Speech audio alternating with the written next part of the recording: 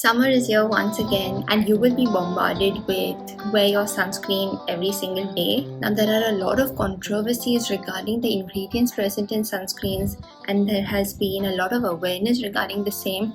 But there is always this debate on what is right, what not to, whether you should make your own sunscreen and wear it because of the amount of toxic chemicals that they've been adding to it, and what are the long-term repercussions that have been found to be associated.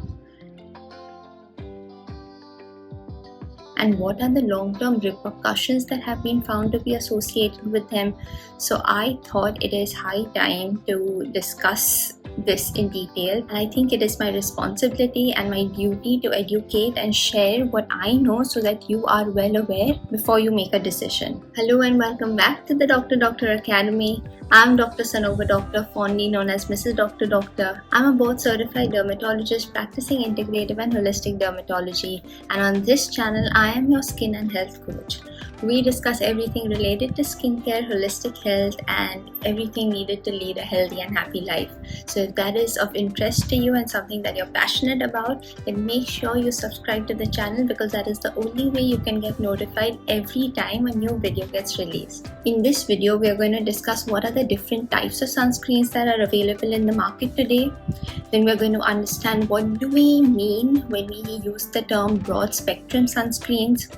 Then we're also going to discuss what exactly should you be looking for every time you go to purchase a bottle of sunscreen. I'll also discuss whether you should be using moisturizers or makeup that contain SPF within them. I will also discuss how a sunscreen should be incorporated in your skincare regimen. We are also going to discuss certain possible side effects, the controversies, and what are the conditions or indications where a sunscreen should not be used. And finally, I'm going to share what is my rationale in prescribing a sunscreen. I know we are going to cover a lot of things, but it is something that you all have been asking for since a very long time. I will try not to make it boring. I will try. But if you enjoy being educated and if you all want to hear my opinion on the same, then make sure to stick around. Alrighty then, let's begin.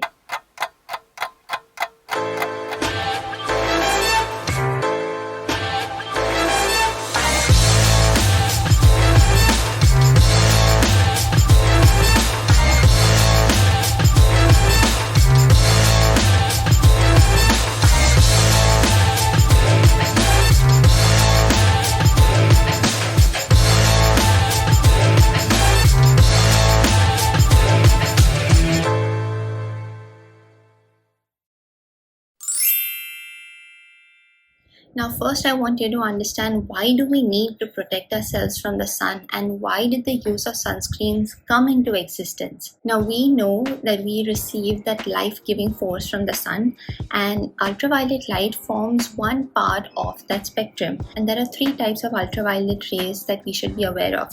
We have A, B, and C.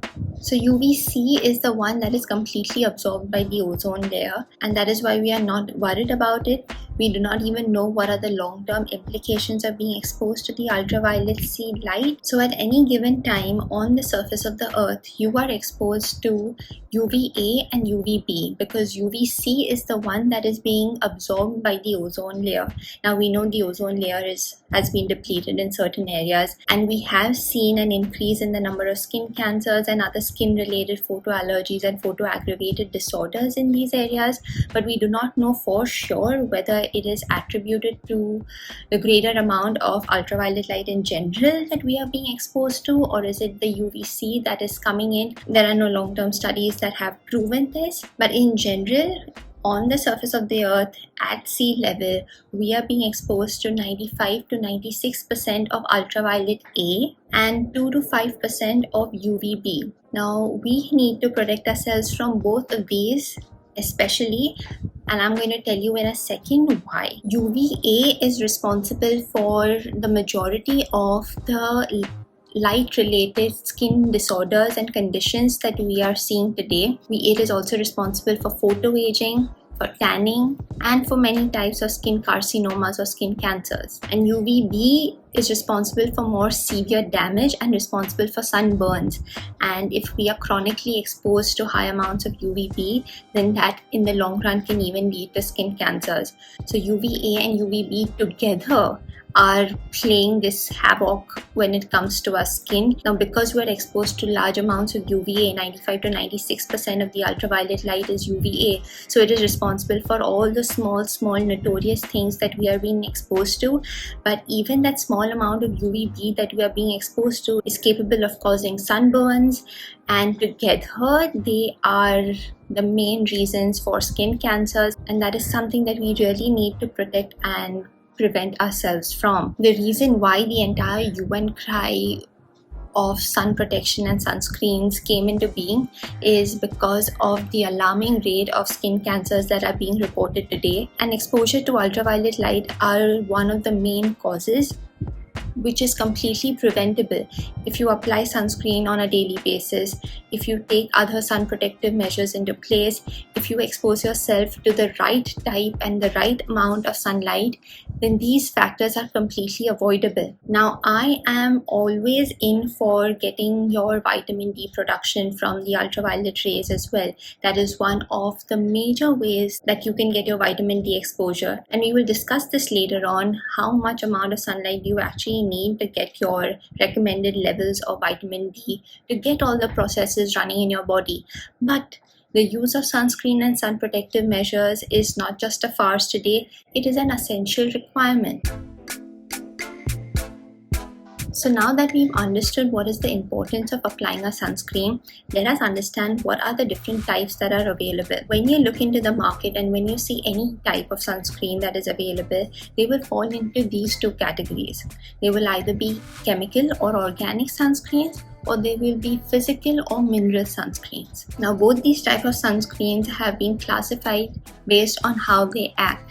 Both of them have some form of chemicals present within them, but it is how they act and protect us is how we have actually classified them. I will tell you which one I prefer, and then you will be able to make a choice for yourself as well. So the chemical-based sunscreens use one or more chemicals such as oxybenzone, avobenzone, octosylate, octocrylene, homosilate, octinoxate. So if you see these terms, you know they are chemical sunscreens. How they act is basically they undergo a form of chemical reaction themselves. When ultraviolet light falls on these chemicals, they absorb the high energy rays of the sun and then convert it into low energy rays. And this is thought and believed to protect our skin from the damage that these rays are otherwise capable of causing. Whereas physical sunscreens or mineral sunscreens are forming a layer over the surface of the skin, and they are physically blocking the light, the ultraviolet light, from entering our skin and thereby protecting and preventing any further damage. So they aren't getting absorbed into the skin, they are not undergoing any form of chemical reaction per se, but they are just forming a kind of filter and bouncing off those ultraviolet rays from the surface of our skin. Now, when it comes to any form of ingredient present in your skincare, there are certain questions that I want you to keep in mind and try to find an answer to, so you will know whether the presence of that ingredient in the particular product that you are using is favorable or not. Number one, will it cross the skin barrier and get absorbed into the other tissues of the body? Does this chemical have the potential to disrupt hormones? Are they safe, especially for children? And the last thing that we need to know is whether there are any long-term side effects or implications found to be associated with its use. Now, if you will go through the research that is available, you will see that most of the chemicals that are used in the chemical sunscreens, the ones that I took the fancy names of, all these have been found across the skin barrier.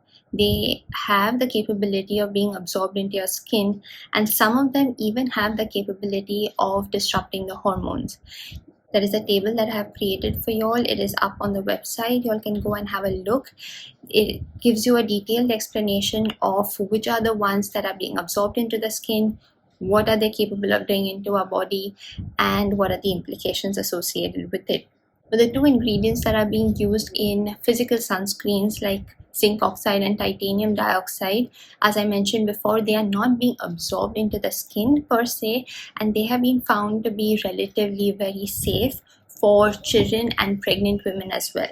In fact, the most common chemical being used in sunscreens, oxybenzone, was found in 96% of the population in a recent study by the CDC, and this alarming rate has been found to be an endocrine disruptor.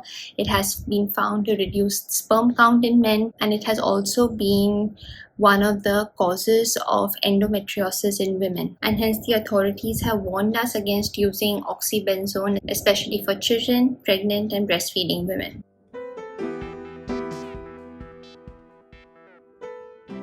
You will hear a lot of skincare enthusiasts and dermatologists tell you that use a broad spectrum sunscreen.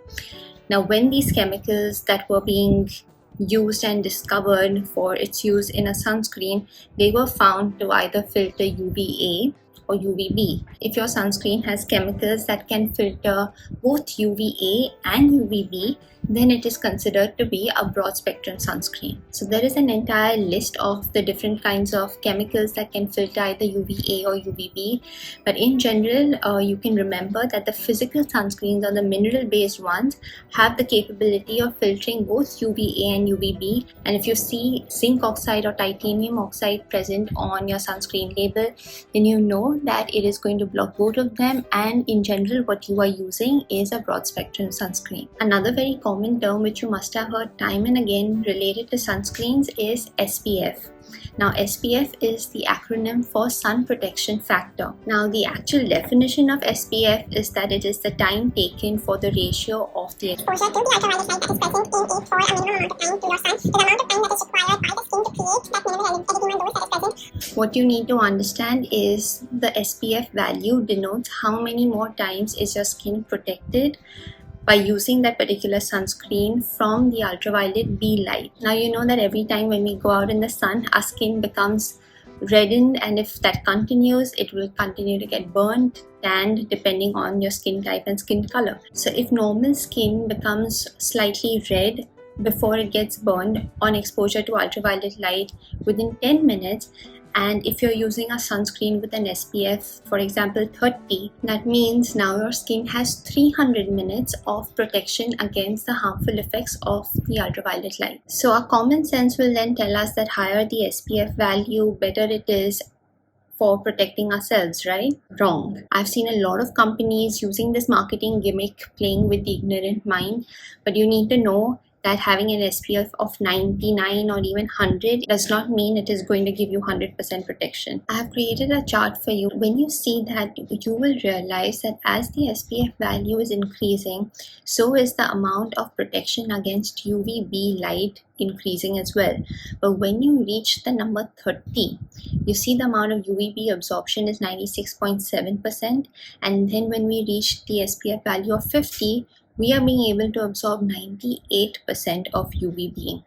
That means an SPF value above 50 is going to give you probably 98.9, 99% protection. There's nothing that is ever going to give you 100% coverage ever. So having an SPF value between 30 and 50 is good enough. Getting anything that says an SPF of 99 and 100 just doesn't make sense. An important fact that you need to keep in mind is that the SPF value only denotes protection against the UVB light. It does not speak about the amount of protection against UVA. So you need to look for the term PA, that is protection against UVA, and there will be plus signs that will be present based on the amount of protection it gives. It either ranges from plus to plus plus plus plus. You can have a maximum number of 4 pluses in front of PA that denotes the degree of protection it gives you against ultraviolet A. Another important point that you need to look for in a sunscreen is its ability to be effective under the stressful conditions of prolonged exercise, sweating and swimming. So if you see the term water resistant, This means it will protect you for up to 40 minutes of water exposure. And if you see the term very water resistant, that means it will protect for up to 80 minutes of water exposure. Now, sweat resistant is different from water resistant, but interestingly, the FDA allows water resistant or very water resistant to be grouped under the label of sweat resistant. I don't know why, but that is something that you should keep in mind. Another thing is, if you are an athlete who is in a sporting activity where you sweat profusely and you are outdoors all the time, then you require frequent application every 40 to 80 minutes, a little more stricter as compared to the rest of us who are not sweating or perspiring to that extent, because the ingredients present in the sunscreen will not be able to protect and be effective beyond that time. So the three basic things that you need to look for in a sunscreen is, what is the SPF value? Something between 30 and 50 is good enough. What is the protection against UVA? So a value of PA++ to ++++ is good. And then you need to check whether it is water resistant, sweat resistant, or very water resistant, depending on your activity and the requirement. So now we come down to who needs to apply a sunscreen. And I don't think I need to answer this, it has been very clear, but everyone.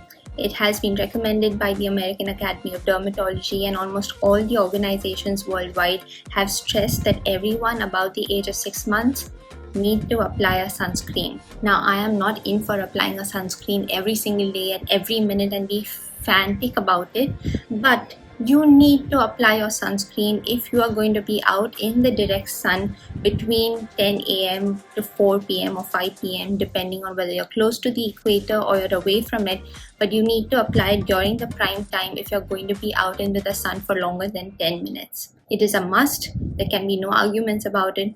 Period. Also, if you're getting any aesthetic procedures done to your face, if you're applying retinoids or if you're getting chemical peels, lasers, or any procedures being done, then your skin is going to be more vulnerable and more exposed because you're losing that outer layer of the skin that is going to protect you, so you don't end up having sensitive red or pigmented skin because of the lack of adequate photo protection. And when I say everyone needs to apply it, I mean everyone. I find it very difficult to convince men in their 40s, 50s, 60s, like that this generation that has reached this particular age, like my father, it's very difficult to convince them to apply something over their face. But if you have your father, grandfather, your husband, your brother, any man who's not listening to you, please make them aware about the consequences. I have seen both men and women who have been working out in the fields, in the garden,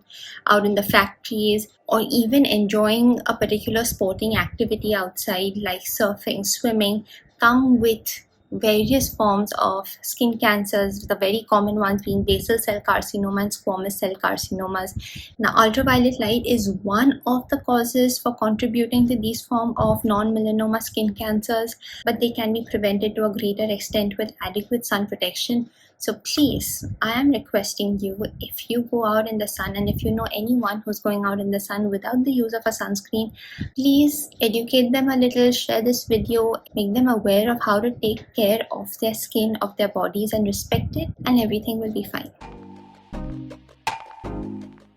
Now, I have a lot of ladies especially coming up to me asking whether they can make use of a moisturizer or if their makeup containing SPF or giving them broad spectrum coverage is enough. Now, I don't know exactly why did this entire formulation come into being, maybe making it easier for consumers to apply and have one less step in their skincare regimen. I'm not sure. It does not take much time to apply it, quite honestly.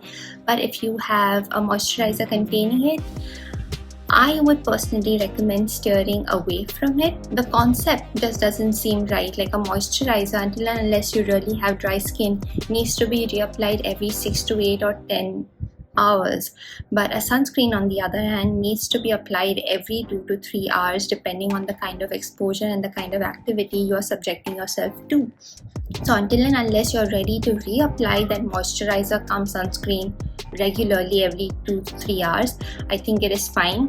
Another place where I find it is fine and okay to use these kind of products is if you're going to be indoors and not going to be out in the direct sun all the time, then I think it is fine. But still, I would recommend applying a moisturizer separately that is going to cater to the particular type of skin need that you have, and using a pure sunscreen separately. Using a sunscreen should generally be the last step in your skincare routine until and unless you are following it up with makeup. So you will normally cleanse your face as you always do. And if you're using a face mist, a spray, a toner, that is completely optional. Moisturize your skin well. If you're using any active ingredients like vitamin C or something in particular, after you complete all these steps is when you will apply your sunscreen. It should be the last layer that is present. And if you're using makeup on a daily basis, then you can layer it on top of your sunscreen. Now I'll quickly touch upon certain controversies, side effects, and known formulations that have been found to create a havoc in our bodies. The first one is nanotechnology. Now the use of nanotechnology has transformed the domain of sunscreens. I think people tend to not like that whitish appearance on their face after the use of the sunscreen, and that is what prompted the formulators to develop this nanotechnology. But there has been research, and a lot of it, that has proven that these particles can get absorbed into the body. They can be detected as allergens, which can cause autoimmune diseases. It also interferes with your body's natural immune defense mechanisms. So until and unless you want to use it once in a while, try to steer away from any nano-sized particles that are being used in sunscreens today. Then sunscreens containing amino benzoic acid and its esters, oxybenzone, are known to cause contact dermatitis and photosensitivity reactions. Even the presence of fragrances, alcohol, certain preservatives have been found to cause skin irritation, especially around the eye area. So if you have been facing some form of skin irritation or an allergic reaction on your face, then your sunscreen could be one of the causes, and you'll have to get a patch test done or get evaluated by a dermatologist to find out which ingredient are you exactly allergic to, and you will have to avoid using that then. Now let's discuss sunscreen and infants. There is a reason why sunscreen is recommended to be applied over and above the age of 6 months. Now the skin under the age of 6 months, it has different absorptive characteristics than that of adults, and the biological systems that metabolize and excrete these chemicals that are being absorbed through the skin may not be fully developed in children. Hence, it is recommended that no sunscreen should be applied within the first 6 months of life. Another very important point that I want you to keep in mind, that more than 99% of our vitamin D production in the body takes place by the stimulation of the ultraviolet light that falls on the surface of our skin. In fact, it is highly recommended that just a few minutes of exposure to the noonday sun, the afternoon sun, I'm just talking about 2 to 3 or max 5 minutes, just 2 to 3 times a week, is enough for stimulating adequate amount of vitamin D that is required in the body. Now, using a sunscreen is going to interfere with your skin's ability to produce vitamin D, but that doesn't mean that you do not wear your sunscreen. As I told you before, if you're going to be out in the direct sun for longer than 5 to 10 minutes, you need to apply your sunscreen. So I think it is a no-brainer, the kind of sunscreen preference that I have. In case you haven't guessed it already, I always prefer and recommend a physical or a mineral sunscreen. Now I know people tend not to like it. People don't tend to like the whitish cast it has on the face. But I think then you have to choose between aesthetics and safety. Now I'm not saying that the chemical sunscreens are bad. There are some wonderful ones, but given an option, when you know the physical sunscreen is going to block and protect you from all kinds of harmful rays, then why not use it? If you're someone who is especially allergic to certain skincare ingredients, then you need to know that 5 out of the 6 commonly used chemicals in sunscreens are photoallergens. So you need to avoid using them. Also for children, pregnant and breastfeeding women, I always recommend using a physical or mineral based sunscreen. And I also know that using a physical sunscreen is very difficult for acne patients because of the number of lesions that are present, and it becomes very inconvenient and difficult to have that form of application. You require something that is lightweight and does not interfere or block or clog the pores, because we want the skin to heal. So there we have certain good options, combination ones that are available. In the next video, I will share my top favorites which I personally use and highly recommend. Alrighty, I hope you found this video helpful. If you liked the video, please give it a big thumbs up. It will boost my morale and it will also enable to share this video with more number of people. Don't forget to hit the subscribe button and the bell notification. Let me know if you have any other questions or have any other topics that you want me to cover. Till then, continue to glow, thrive and shine always. Stay healthy, stay happy, stay blessed. Take care. See you soon.